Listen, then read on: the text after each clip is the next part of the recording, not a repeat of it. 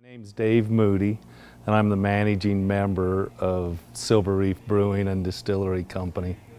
I grew up in Utah, love being in St. George, Washington. It's a great place to be, and we're as local as you can be, just right here in St. George. I live in Washington City. This is my home. What was interesting is that my partner started working on this, probably 45 days ago, just seeing this coming up, and he started kind of playing with a few things and looking at different formulas, and then when this hit, he said, this is a great idea. So we were kind of already thinking forward a little bit.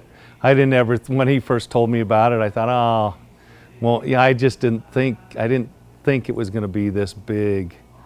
Now it's just, we're spending 18 hours a day out here at the distillery and brewery, just making as much sanitizer as we can. So I'm one of the brewers here. Been brewing for a few years now. There's two of us that are in charge of the brewing operations here, and we're just getting the distillery up and rolling. We have the vineyard up on Pine Valley Mountain. So behind me we have some of the wines from this last year's harvest that should be ready in about 2 or 3 years. And we started cranking on the still, a little 20-gallon still to make the pure ethanol for the hand sanitizer, and that's kind of our main operation at the moment, because we have to distill it to be 190 proof so that we can knock it down with the peroxide and the glycerin so that it's at 80% alcohol, so it'll kill not only bacteria, but it'll kill viruses as well. As you distill further into it, so you redistill things, you get a higher percentage of alcohol out of it. So it's just a little bit longer of a process as far as distilling versus the brewing process that I'm used to. It's basically just one more step. You ferment it out, get the alcohol out of it, and then basically just cook out all the other water and get a higher percentage of alcohol. My name is Eddie Leal. I'm actually the head brewer of our Las Vegas brewery. I'm up here right now helping out up here with the production of the hand sanitizer. With everything's going on down there right now, we kind of shut down production down there, so now I'm up here helping out with the production up here. It was interesting. I mean, just how we had to shift gears. I mean, just a couple of weeks ago, we were producing a bunch of beer. We were doing some barrel aging and all that stuff. And then all of a sudden we had, with the flip of switch, we had to switch gears, and now luckily we had the opportunity actually to do it, where we're allowed to produce the ethanol to make the hand sanitizer. So that's been a big plus for us. So it's just a little bit different deal that we're going on, but we're still producing. So it's been interesting though. And luckily, we have the opportunity to make it, to help out with the community. And it's a big shortage of that right now. And then the recipe that we're doing is basically following the WHO guidelines. It's their recipe, and it's 80% alcohol that we have in the formula, so it'll kill any virus out there. So it's definitely what you want at this time.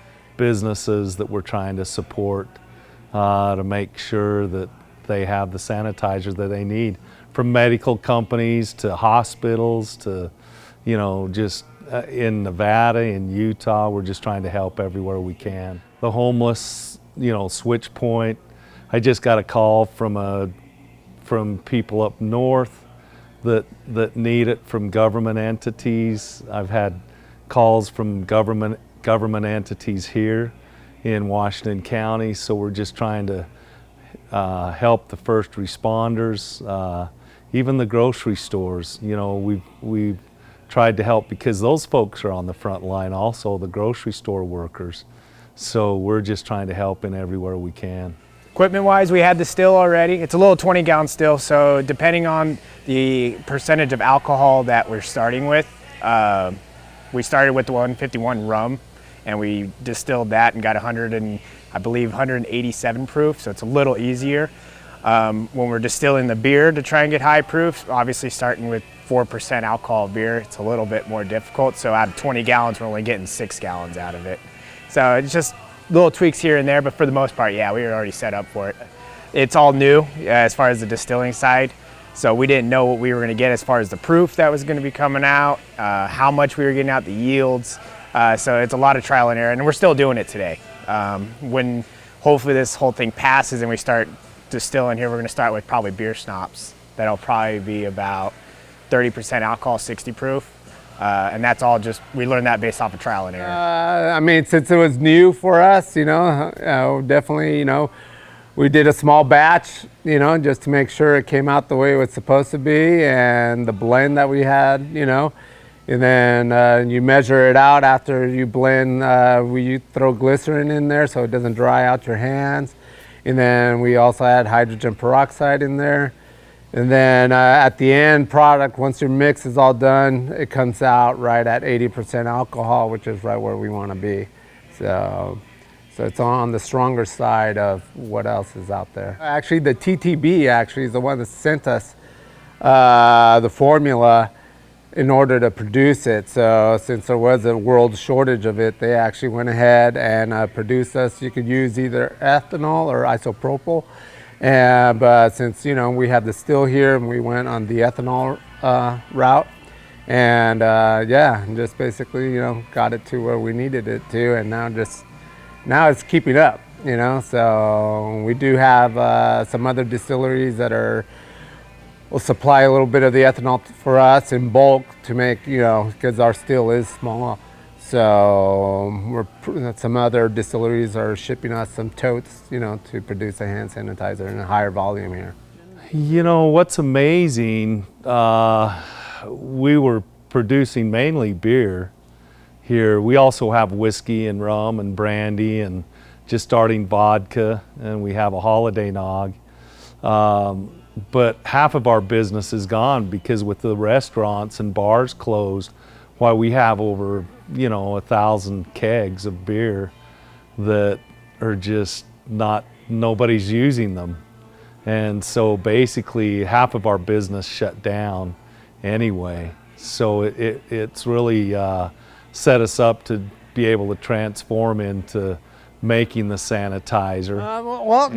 We're just happy to have the opportunity and be in the position to be able to help out and produce this, especially now going forward. I'm sure people are going to be much more conscious of, make sure their hands are clean and all that. So, I see this as a product that's not going to be going away.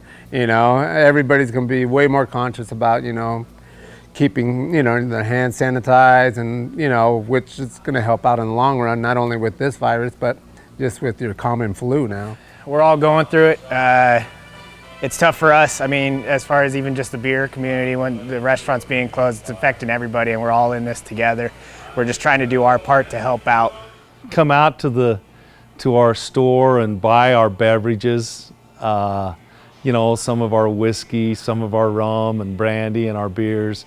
That'd really help, because with the bars and the restaurants, and I appreciate the grocery stores and the C-stores that they can buy our beverages at almost every grocery store and C-store throughout Utah and even into Nevada. So if they see Silver Reef, just that'd really help to buy our beverages.